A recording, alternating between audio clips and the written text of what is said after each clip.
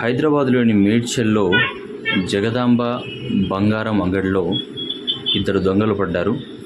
ఒక దొంగ బుర్కా ధరించాడు, ఇంకో దొంగ హెల్మెట్తో వచ్చాడు. షాపు యజమానిని కత్తి చూపించి బెదిరించారు. యజమాని చాకచక్యంగా తప్పించుకుని బయటికి వచ్చాడు. అక్కడున్న అబ్బాయి కూడా తప్పించుకున్నట్టుగా పారిపోయి ఒక కుర్చీ తీసుకొని వాళ్ళ మీద విసిరారు. కానీ దొంగలు తప్పించుకున్నారు. పోలీసులు ఈ కేసు విషయంలో దర్యాప్తు చేస్తున్నారు. హైదరాబాద్లో పైగా రద్దీగా ఉండే మేడ్చల్ లాంటి ప్రాంతంలో మెయిన్ రోడ్లో ఇలా జరగడం చాలామందిని భయభ్రాంతులకు గురి చేస్తుంది.